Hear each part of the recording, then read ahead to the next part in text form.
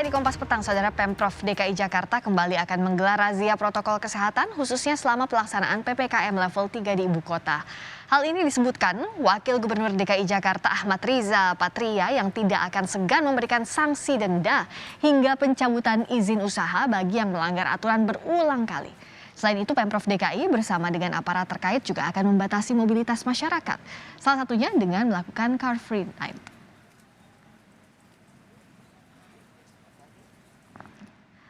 Pasca PPKM level 3 diterapkan di DKI Jakarta, Satuan Polisi Pamong Praja DKI Jakarta melakukan sidak perkantoran. Petugas menemukan satu perkantoran di Rukan Permata Senayan yang melanggar PPKM level 3 karena tidak melakukan penutupan setelah 8 pegawainya terkonfirmasi COVID-19. Karena temuan ini, petugas Satpol PP langsung memulangkan seluruh pegawai yang berada di dalam kantor dan memberikan sanksi penyegelan selama 3 kali 24 jam terhitung hari ini. Untuk mengetahui bagaimana penyesuaian aturan di DKI Jakarta menyusul pemerintah pusat memasukkan Jakarta ke PPKM level 3, kita akan tanyakan langsung dengan Wakil Gubernur DKI Jakarta Ahmad Riza Patria. Pak Wagub, selamat petang, semoga sehat selalu. Selamat petang, Assalamualaikum. Waalaikumsalam warahmatullahi wabarakatuh. Jadi kalau untuk aturan PPKM level 3, apa yang berubah khususnya kegiatan masyarakat, pembatasan mobilitasnya seperti apa Pak Wagub? Ya, seperti sudah disampaikan oleh Pak Menko, Pak Luhut, mulai kemarin ya hingga tanggal 14 Februari, Jakarta termasuk provinsi yang diberlakukan level 3. Ya. Sebetulnya Jabodetabek, DIY, Bali, dan Bandung Raya ya. Ada beberapa perbedaan memang, diantaranya supermarket mall tutup jam 21 dengan kapasitas 60%. Namun bagi anak yang di bawah 12 tahun, dia wajib sudah divaksin minimal 1 kali. Kemudian pasar raya tutup jam 20, 60%. Tempat bermain di mal juga diizinkan buka dengan syarat yang sama. Juga begitu restoran itu sampai jam 21 dengan kapasitas 60%. Bioskop masih dimungkinkan sampai jam 21% dengan kapasitas 50%. Tempat ibadah juga dibatasi 50%. Fasilitas umum dibatasi 25%. Fasilitas budaya, seni budaya itu dibatasi 25%. Itulah beberapa perbedaan. Nah, kalau bicara soal PPKM levelnya dinaikkan ini, juga kan yang dipantau adalah bornya. Tingkat keterisian rumah sakit di DKI berapa sampai sore ini, Pak? Dari terpasang 5.913, ya, terpakai 3.554, itu artinya 60%. 60%? 60%. Namun perlu kami sampaikan bahwa di bulan Juni-Juli tahun lalu 2001 kita pernah terpasang sampai dengan 11.500. Jadi jumlah yang terpasang sekarang sebetulnya masih jauh angkanya dari yang pernah kita pasang di tahun 2021, itu bornya. ICU juga demikian, saat ini terpasang tempat tidurnya 850, terpakai 310. Itu artinya persentase 36%. Ya. Dan pernah terpasang di Juli sampai 1.500. Ambang batasnya berapa kalau sekarang masyarakat ini harus istilahnya bersiaga begitu melihat bornya di Jakarta? Ya, bornya itu batasannya kurang lebih 70% lah ya, harus sudah lebih ditingkatkan lagi kehati-hatiannya. Tapi kami akan terus meningkatkan, jadi kami akan meningkatkan terus bornya dan ruang ICU-nya. Seperti yang tadi kami sampaikan, pernah sampai 11.500, ICU-nya pernah sampai 1.500 kita siap. Bahkan sampai 22.000 juga kita siap. Namun demikian kita tidak ingin fasilitas yang ada ini terpakai ya. Mudah-mudahan tidak terpakai, itu menandakan ada penurunan COVID di Jakarta. Kalau dibandingkan dengan sebelumnya, sekarang ada pembatasan jam malam atau Car Free Night begitu ya.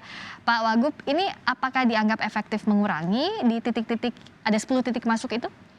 Ya betul, dari pengalaman kita 2 tahun terakhir ini ya, terkait Car Free Night ini gagasan dari Pak Kapolda ini sangat membantu, efektif, apalagi di hari-hari libur, di hari malam tahun baru sudah kita berlakukan 2 kali, dan ini sekarang kita berlakukan setidaknya ada di 10 titik ya, di kawasan Sudirman Tamrin, Asia Afrika, Senapati Gunawarman, SCBD, kawasan Merdeka atau Monas, kawasan Kemang, kawasan PIK Danau Sunter, kawasan Kota Tua, kawasan BKT, dan kawasan Danau Sunter ini juga sudah kita batasi.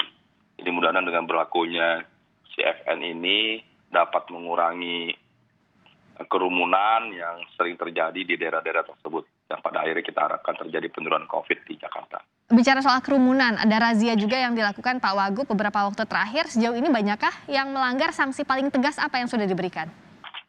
Iya, tentu razia terus kita lakukan ya. Razia, pemeriksaan, pengawasan, bahkan sampai penindakan ya. Kita upayakan. Semua bentuknya mulai dari surat teguran, dan teguran administratif, denda, sampai dengan pencabutan yang paling keras ini kita lakukan selama ini. Namun demikian, karena keterbatasan kami minta dukungan dari seluruh masyarakat warga Jakarta agar menyampaikan kepada kami, termasuk bagi pegawai. Ada itu kantor-kantor yang pegawainya sendiri lapor, kan kami sulit juga melihat, namanya kantor tertutup kan. Ada pegawai yang menyampaikan, Pak di sini melebihi kapasitas, Pak di sini ada yang tertular COVID tapi tidak tutup. Sampaikan kepada kami, nama kerahasiaannya kami jamin. Lapornya kemana Pak salurannya? Ya, lapornya ke Pemprov DKI Jakarta ya, melalui aplikasi Jaki ya. Silakan disampaikan, nanti akan kami tindak lanjuti dan kami datangi, kami lihat, nanti kami proses, tentu kami tindak, kami beri sanksi bagi yang terbukti memang melanggar atau salah. Jadi masukan dari pegawai karyawan sendiri yang jauh lebih efektif ya. Syukur-syukur bisa dibantu di foto, di video, itu lebih baik lagi ya. Jadi bisa melaporkan ya kalau ada pelanggaran ke aplikasi Jaki tadi. Kalau dari sisi orang tua murid, setiap ada perubahan status PPKM yang dikhawatirkan soal PTM, pembelajaran tatap muka. Sekarang di PTM 50%, respons orang tua murid seperti apa? Kalau menolak PTM bolehkah Pak Wagub? Iya, memang kalau bicara PTM itu ada syarat sesuai SKB 4 Menteri ya. Yang pertama syaratnya adalah dia di level 1 atau level 2. Kemudian yang kedua, itu vaksinnya bagi lansia di atas 50%, tenaga pendidik dan peserta didik di atas 80%. DKI Jakarta itu selama ini memenuhi syarat karena di level 2 ya, sebelum di level 3. Ya. Kemudian juga vaksinnya lebih dari standar yang diminta. Lansianya lebih dari 72%, tenaga pendidiknya 91 lebih, bahkan peserta didiknya mencapai 98%. Jadi Musa selama ini. Namun belakangan ada peningkatan, akhirnya kami Pak Gubernur memimpin rapat dan mengusulkan kepada pusat. Akhirnya keputusan pusat beberapa minggu lalu diputuskan 50% PTM. Sampai hari ini masih berlaku PTM 50%, dan kemarin sudah berlaku level 3. Kami menunggu keputusan dari Kementerian Pendidikan, Kebudayaan dan Ristek, apakah yang 50% ini bisa diberlakukan kembali karena di level 3 sehingga ditutup 100%. Yang pernah diusulkan oleh Pak Gubernur. Kapan keputusan ini kalau dari hasil komunikasi dengan pemerintah pusat, Pak? Ya, kami menunggu dalam beberapa hari ini ya, apakah dianggap tetap diberlakukan 50% bagi PTM Jakarta atau perlu ada revisi. Itu kami menunggu keputusan dari Kementerian Pendidikan, Kebudayaan dan Ristek terkait PTM. Jadi ada keputusan lain terkait dengan PTM ini dalam beberapa waktu dekat ya, harusnya sudah diputuskan.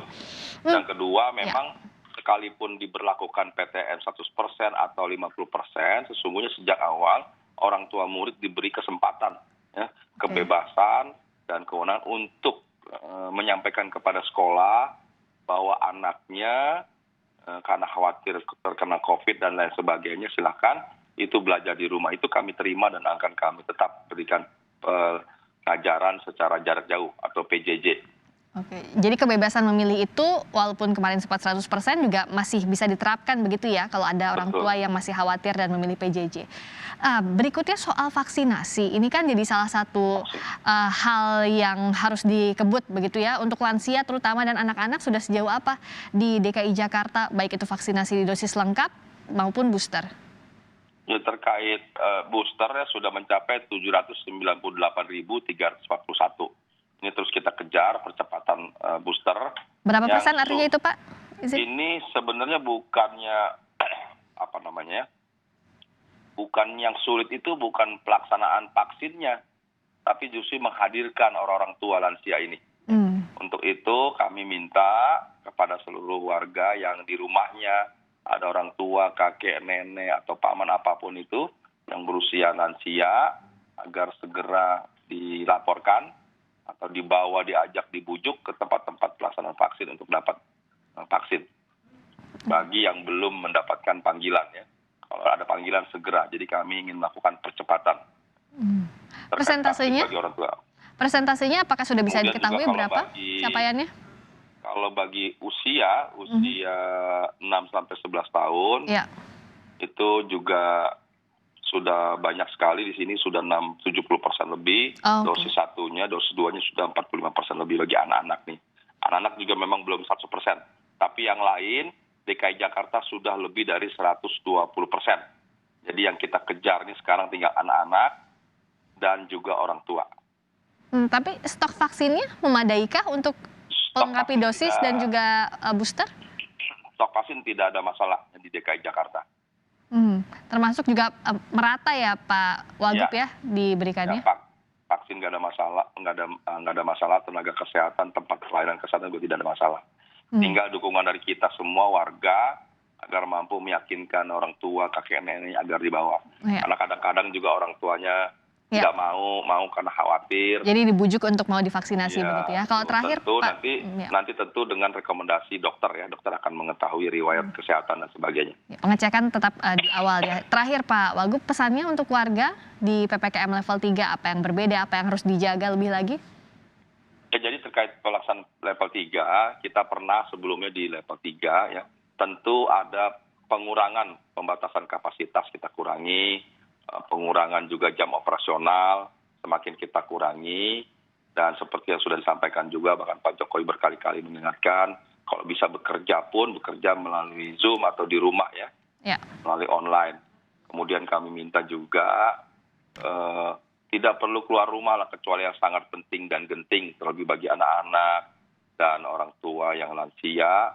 Dan kita yang dewasa juga kalau memang pekerjaan dapat dikerjakan di rumah, kerjakan di rumahnya. Laksanakan protokol kesehatan secara disiplin, patuh taat dan bertanggung jawab. Dan Itulah kunci kita agar bisa lepas atau sukses melawan pandemi COVID. Amin, dan semoga penanganannya lebih baik dari tahun sebelumnya saat puncak varian Delta. Terima kasih sekali lagi atas waktunya Pak Wakil Gubernur DKI Jakarta Ahmad Riza Patria telah bergabung di Kompas Petang. Sehat selalu Pak. Sehat selalu, terima kasih semuanya.